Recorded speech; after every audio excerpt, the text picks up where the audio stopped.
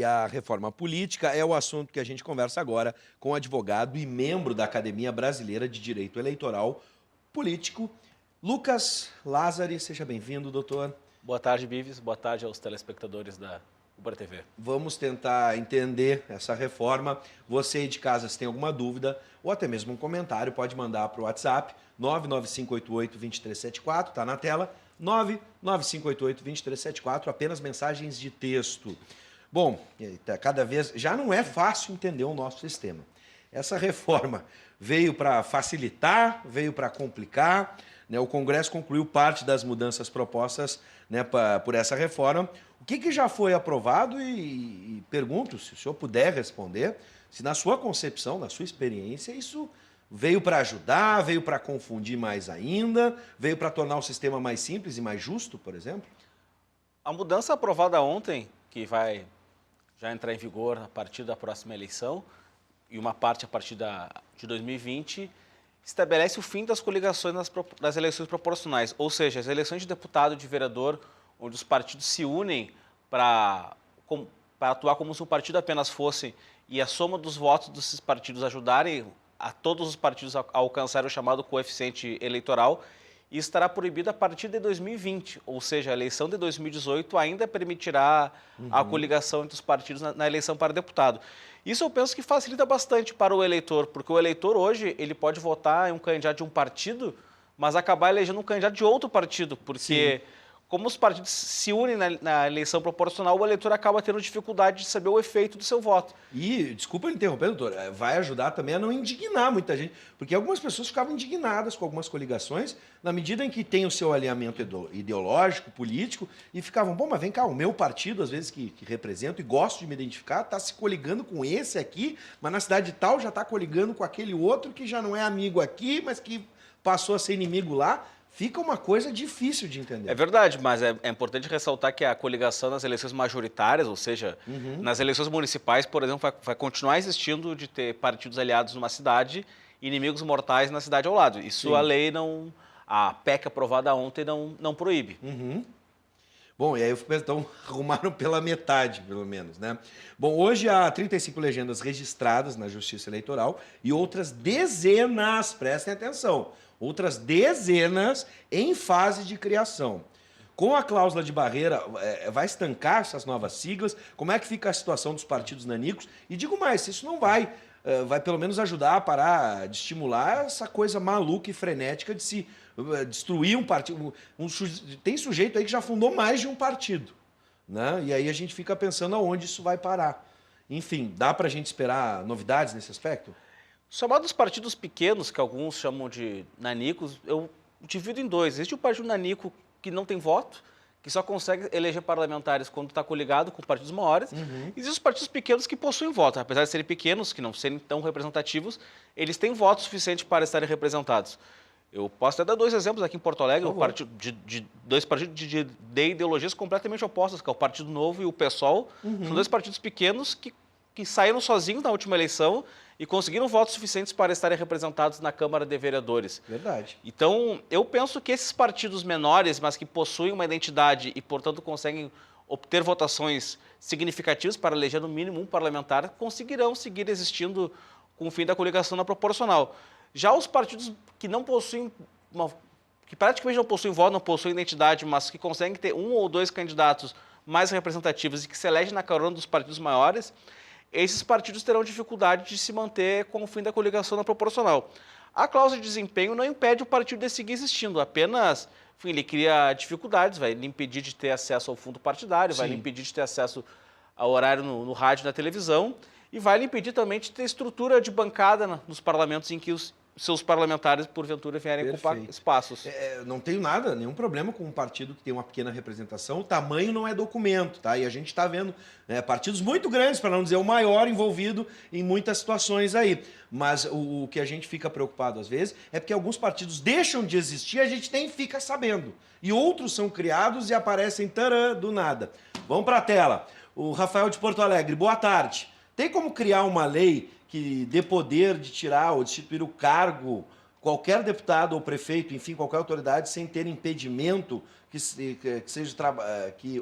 seja está trabalhando, Bom, esse final eu não entendi, Rafael.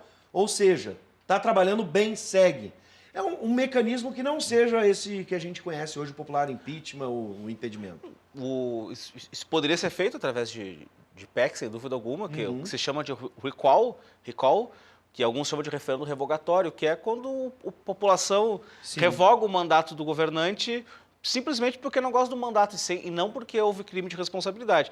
Isso seria possível, com certeza, nos cargos majoritários. Já nas eleições, nos cargos de deputado, de vereador, me parece que seria mais complicado, porque o parlamentar representa uma minoria, então não pode a maioria querer caçar o mandato de um deputado, simplesmente porque não gosta da atuação dele.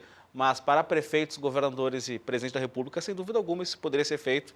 Eu acho que seria bastante interessante, inclusive. Basta criar também critérios para que isso possa acontecer, né? Sem dúvida Porque aqui alguma. a gente vê algumas leis, às vezes, escritas de um jeito e elas são aplicadas de outro. Mas, enfim. Uma das mudanças que ficaram pendentes é a questão do financiamento eleitoral. Bom, o fundo partidário, o fundo público para financiar as campanhas, ele vai vingar, na sua concepção, se a gente está falando do financiamento legal das campanhas, né? Eu acho que é possível. O prazo está curto, porque, como a matéria bem colocou, sexta-feira termina o prazo para as regras valerem para o pleito de 2018, mas me parece possível que isso seja aprovado, porque nós vivemos hoje uma situação em que o maior doador que existia até as eleições de 2014 está impedido de doar, por decisão do Supremo.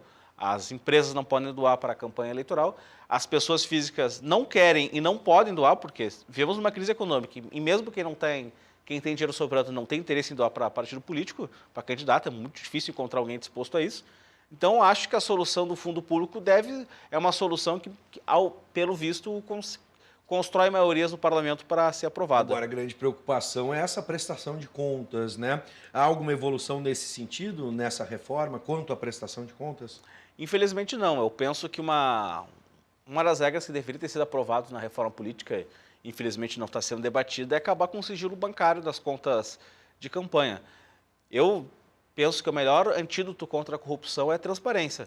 Então, fui contra a decisão do Supremo de proibir doação de empresa, porque eu penso que ela não ataca o cerne do problema. O problema é a falta de transparência. Se as contas dos candidatos fossem públicas, fossem os eleitores, os ministérios públicos, a imprensa, os adversários, pudessem ter acesso real, instantâneo às contas bancárias de campanha, muito dificilmente existiria caixa 2, porque ficaria latente na campanha um candidato com uma campanha muito forte e que tivesse transitando pelas suas contas muito pouco dinheiro. Ficaria mais fácil, eu penso, de fiscalizar o caixa 2 se a gente acabasse com o sigilo bancário e fiscal das campanhas eleitorais. Sim. Bom, o STF julga nessa quarta-feira, doutor Lázaro, a validade de candidaturas avulsas. Isso é importante, seria uma situação bem diferente do que a gente tem, né, desde esse novo período democrático no Brasil. Se aprovada, a medida permitirá, então, que pessoas não filiadas a partidos concorram já em 2018. Você aí, que não faz parte de nenhum partido, poderia ser candidato, né? De onde veio essa ideia e o que ela representa nesse cenário eleitoral? Se isso já dá uma esperança de algumas pessoas que não creem mais em siglas e partidos políticos tentar entrar na política. Isso motivaria também as pessoas a entrarem na vida política sem passar por tudo que a gente conhece, né? Todo aquele ritual dentro do partido, vai passando por CC, aí depois já se candidata a vereador e assim vai galgando postos maiores. Bom, a tese jurídica que está sendo sustentada nessa ação do Supremo, a Constituição brasileira expressamente exige filiação partidária para ser candidato. Não há margem nenhuma para interpretação quanto isso. A Constituição expressamente exige filiação partidária. Mas a tese que o Supremo vai julgar amanhã, e o Ministério Público, a Procuradora-Geral, concorda com essa tese, de que o Brasil é adepto, signatário do Pacto de São José da Costa Rica. E que esse pacto teria força, não apenas força de lei, como força superior à Constituição Federal. Sim. E esse pacto, segundo os defensores dessa tese, impede que se proíba cidadãos de disputarem politicamente os cargos dos países signatários desse pacto por não possuírem filiação partidária. Então, essa é a tese que o Supremo vai debater amanhã.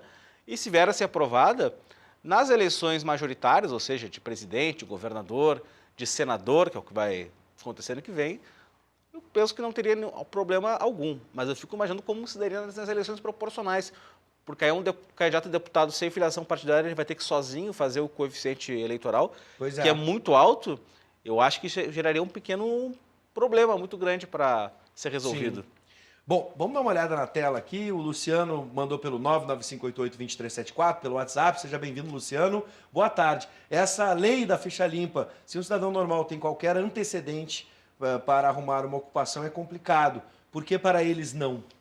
Bom, a questão do antecedente para conquistar uma ocupação é algo que a lei não impede ninguém de ocupar um cargo por ter tido antecedente. Impede alguém de se tiver cumprindo uma pena. Sim. O que a lei da ficha limpa fez foi criar um impedimento à candidatura de quem já tendo cumprido uma pena ou ainda não tendo cumprido a pena, mas já tendo uma condenação em segunda instância de poder ser candidato. Ou seja, o problema do nome da lei é que as pessoas interpretam como se fosse um atestado de bondade, bondade, né? no caso. Né? De uma pessoa e, na verdade, ela queria critérios objetivos que são, são mais severos do que os critérios que qualquer um de nós precisa. Né, doutor? Quem está respondendo, quem ainda está com processo... Não, é só quem já foi condenado. Já foi condenado em órgão colegiado. Sim. Ou, eventualmente, quem já foi condenado e já cumpriu a pena, depois de ter cumprido a pena. Bom, caso, por exemplo, alguém foi condenado por um crime de roubo. Foi condenado, ficou preso, cumpriu toda a pena. Depois disso, tem mais 8 anos sem poder se candidatar. Sim. Tem ali um delay para a pessoa poder entrar, né? Tem um tempo. Bom, para fechar, a análise final é essa. Vamos lembrar de 2013, quando o movimento, onde os partidos não participaram do seu início, as pessoas foram para as ruas e o principal clamor era pela reforma política. Aí eu vou brincar agora com aquele serviço de atendimento, né? Que o pessoal usa, o SAC. Daqui a pouco a gente fala sobre direito do consumidor, tem a ver. Né? Estou plenamente satisfeito, estou satisfeito, estou moderadamente satisfeito, estou completamente satisfeito. Num grau, lá de 2013, dá para dizer que a população com essa reforma vai ficar o quê? Plenamente satisfeita ou completamente satisfeita? Eu penso que existem algumas expressões e reforma política é o máximo dela, mas existem outras que parecem que significam muita coisa, mas na verdade não significam nada. Outra que eu costumo dizer muito é a tal da regulamentação da mídia. Não significa absolutamente nada isso, porque isso significa que é um conjunto de ideias.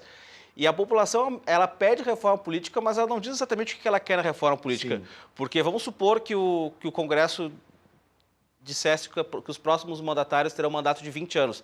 Isso seria uma reforma política, teriam reformando o sistema eleitoral.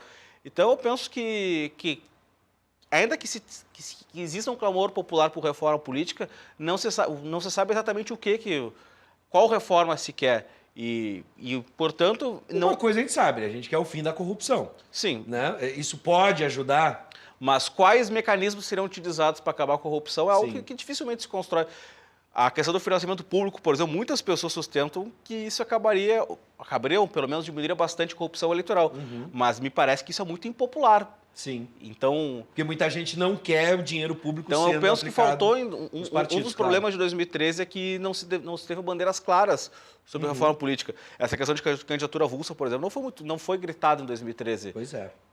Então, o negócio é o seguinte, vamos ter que aguardar as cenas dos próximos capítulos, 2018, vamos lembrar. Tá aí. E só para fechar, se algum candidato tem um antecedente, algo que vá realmente decidir se deve ou não ir, você tem esse poder. Você pesquisando, sabendo mais sobre a vida do seu candidato, escolhendo ele bem, pode evitar com que aquele que você desconfie, né, não chegue lá. Verdade. Doutor, seja bem-vindo sempre. Muito obrigado, Bia. É um prazer recebê-lo, doutor. Prazer é todo meu.